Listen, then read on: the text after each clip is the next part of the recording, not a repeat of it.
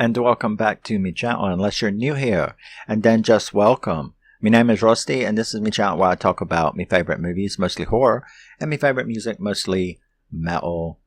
And yeah, so we're going to try to do a new batch before the giant cold front hits Florida and we have 3 days of 25 weather. Fucking shit, man. This isn't supposed to be what happens in Florida, but climate change and all that shit is destroying us. I'm ready to see woolly mammoths. So, we are going to start this batch off of my favorite little movies that I want to spotlight with Feral. Now, Feral is an IFC Midnight movie. I wouldn't say that I like every single thing they've ever done, but as far as a company goes, IFC Midnight, my appreciation and like of their movies has to be like up in the 90%. You know what I mean? It's like 91%, 93%, something like that of their movies. I dig them as a company. I think they put out good little horror films. And this is Feral. Guy with the slipcase. This was an upgrade from the DVD that I had, which I still had never seen.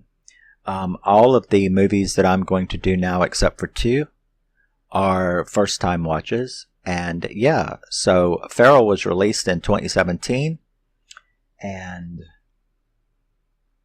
it was written and directed by Mark Young, and it stars Scout Taylor-Compton. I like Scout. I think she's a really good little scream queen, and I think she does really good in horror movies. I even saw her in a Western that was kind of interesting with Trace Adkins. You know, that country guy who does all those Westerns? She did that, which, by the way, kind of funny. Trace Adkins was in this new shark movie that I just watched, Maneater. Couldn't never find it on physical, so I finally got it at $5 sale at Voodoo. And, you know, he was pretty good in that movie, but it did kind of freak me out. I was like, what is Trace Adkins, Mr. Western, doing in a shark movie? And I actually liked that movie too. It was pretty good. CGI could have been better, but, you know, overall, it was pretty fun. But this isn't a review of Maneater. This is a discussion of Feral. So, yeah.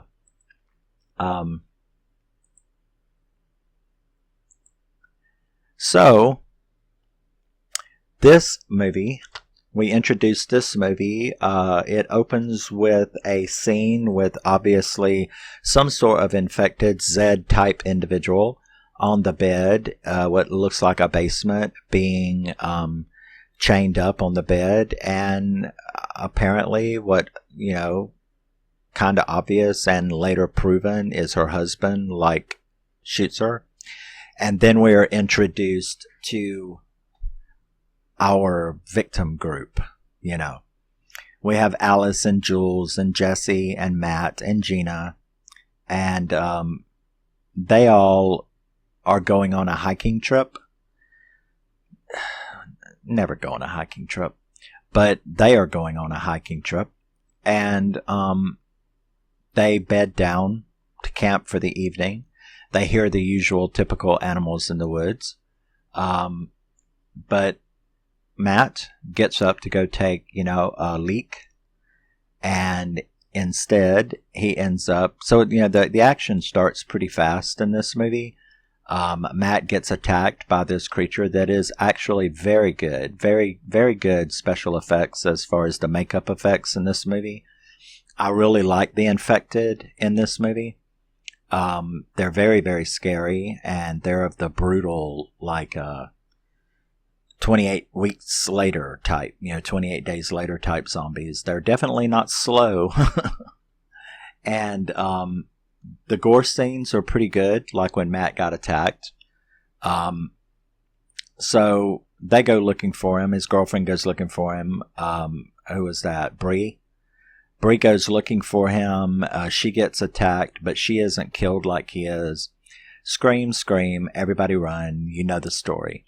So they, you know, run across the guy named Talbot, who takes them back to his cabin. And, you can tell there's something up with him. Now, it's certainly not a mystery because you saw him in the intro of the film. So you kind of know that this guy knows a hell of a lot more than he's saying, right? So you kind of wonder, is he going to tell them? What's he going to tell them? What part does he play in this? Because he is out there in the middle of the woods, and you know that he knows this. So what the fuck is he still doing out there, right? So Scout, of course, plays Alice, who is the main one. She is the star of this movie. She's the badass. And they start getting more and more tense as things go on. And of course, this tout guy is sitting around doing absolutely nothing. So you're suspicious of him. You know that there's something deeper in the backstory. Otherwise, he would have just told them straight out. So then we have Jesse and I guess Scout is gay in this movie. Alice. So him and his girlfriend, him and her girlfriend, like they're going to go try to make it back to the cause while it's still light to get help. On the way, he of course steps in a bear trap, like of course he would. And she ends up running back to the cabin, gets lost along the way. So there's lots of good tension, lots of good, being stalked, lots of good mood and atmosphere in this movie to keep your anxiety level up. She finally does manage to get back to the cabin, but not before a whole bunch of shit happens when Alice catches Talbot trying to give an injection to Brianna on the bed. They catch him. They know he's up to no good. I think Scout even shoots him in the shoulder and ties him up and holds him at gunpoint, And I kept on thinking, dude, you just need to spill the beans because Alice isn't no one to play with. You know what I'm saying? So they find him trying to needle Bree, KO him, tie him up. She does patch him back up though. I think she's a pre-med student, right? I'm sure that's what it is. She's a pre-med student, but so she nurses him and makes sure that it doesn't like kill him or anything. And they get him to come to where she's then like, I know that you know something. So I demand that you explain. Now, of course, in any of these kind of movies, just like reality in real life, nobody is going to just start coughing up a story about zombies and vampire zombies and stuff like that and think they're going to be taken seriously. And of course, he does try to tell them. And she is like, zombies, really? And I'm like, yes, baby, really, it is. So he ends up like managing to get away and runs off into the woods, which I thought was interesting. It's like danger, more danger. I don't know. I really don't know if that's a good idea, but she does end up like they find the basement. That's when you really know that you are connected back to the introduction scene of this movie. So they find that, and they find this is where the backstory comes in, because he's got all kind of shit down there. He's got all kind of like ketamine and drugs that you use to keep things calm and stuff like that. They find the bed and the chains and all of this kind of stuff. Now, meanwhile, Jules and them go back to try to, get Jess, who is stuck in the bear trap. But of course, we have a very good scene where this thing comes up to him, and this is one of the times when you get to see the creature really close up, and you can judge the makeup and all of this film by doing that, by seeing it so close and seeing these really intricate scenes. And that's when I really judged it as pretty good, top-notch, makeup effects are going on here. So he, of course, is ripped apart, and so he's dead too now. So both of the guys have been taken care of. Well, he's not dead, but you know what I'm saying. They've been infected. They've been bitten. They are stupid enough, though, to take him back to the cabin and, put him in a bed. So you've got two people, Brianna and Jess, that are infected and are going to start turning. And of course, Bree is starting to turn. They don't realize it, but Talbot has snuck back into the house. And while they're doing all of this, investigating the basement, watching out for Jess, watching out for Brianna. And what's funny is obviously this infection has a different turn rate because Jesse actually turns before Brianna does. Maybe it's where you get bit or how deeply you get bit or how much of the virus that you are exposed to can determine how fast you change. But that was a real good scene when Jess turned and escaped out into the woods. So now you're dealing with three. You're dealing with the original. You're dealing with Matt, and you're dealing with Jesse. And there's a lot of intricate conversation that goes on where you get a lot more of the backstory, and that's when you find out that we don't really know the origin of this, but Talbot and his wife and his son and his son's daughter go out there. His son's wife, his son's daughter, him and his wife, they're out on this family retreat when Ben goes out and is his name Ben? I think so. But he goes out and he gets infected and brings it back. Turns and kills his wife, kills his daughter, leaving only the mother whom he attacked and had infected, and that's who we saw at the beginning of the movie, being terminated. So there's a lot of action that goes on down there in the basement. They've moved Bree down there, and of course Gina, she got ripped all up by Jess when he turned, so she's infected too. And like I said, Talbot, he manages to get away a second time, at which point he gets killed by Ben. Now, Scout, like I said, she's pretty good badass. She ends up taking out two of them. She took out Matt and Jesse in some pretty cool scenes. She's a bitch with that shotgun, let me tell you. So she took care of them, but Ben ends up killing his own father, killing Talbot. So Talbot is now going to turn, which he does very quickly. And who all's left? I mean, there's really only body left, because there's a big scene in that big scene in the basement when Talbot got away. Bree finally turned, and Scout had to beat her to death with a bat. So you basically got Alice and Jules and Gina, who is chained up.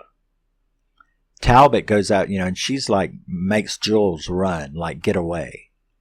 And Talbot goes after her. Scout, I keep calling her Scout.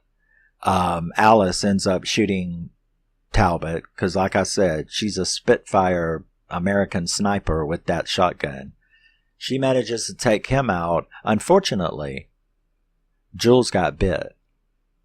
So they think they're getting away, and then Jules reveals that she's been bit. And she wants Alice to take her out. But Alice refuses, so she tells her to go while she takes herself out. So you have this emotional scene between them, and she does leave her the shotgun. and then she goes walking to freedom. And as she's walking out, towards the cause, she does hear the shotgun blast. So you know that Jules had taken herself out, and Alice is the final girl. Much like Friday the 13th, right? So, I thought about it though before they showed it, because everything is of course not hunky-dory, because look at all what just happened. You feel very sorry for her, but she's free and she's walking out. And then I thought to myself, I was like, excuse me,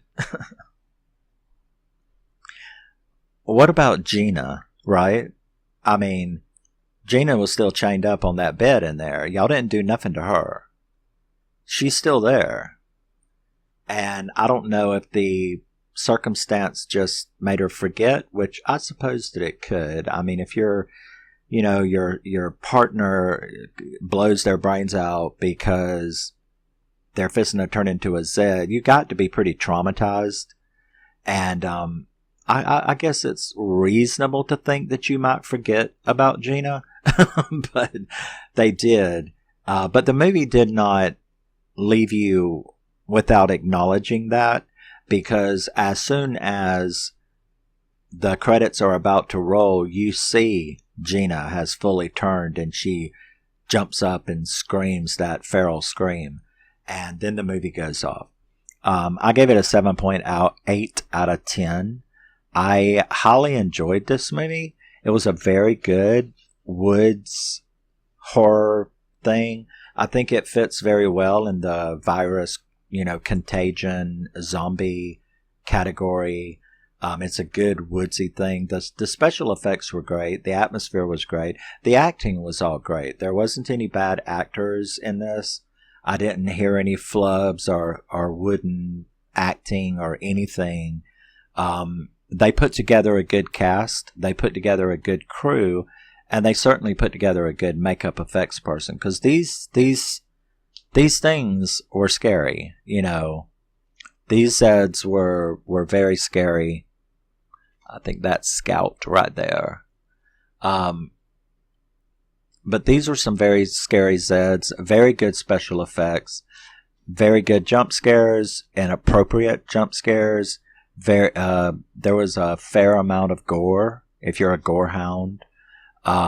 So yeah, it all worked out.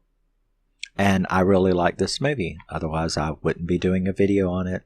I think people just have to understand when they see me doing videos that, well, we know he loves it or he wouldn't be doing it. Let's just see if he loves it a little bit, if he loves it okay, or if it's what he believes is a fucking masterpiece, whatever, So, but yeah. So I do like Feral. I do recommend it for anyone. Let me know if you've ever seen this. If not, you really should give it a shot. And I will see you in the next one coming up. I hope everybody has a good night.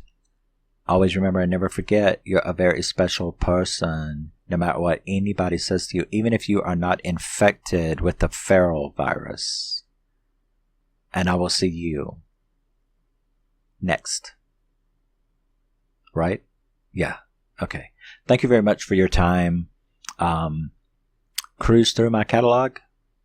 See if I've done your movie. And I will see you then. Bye-bye.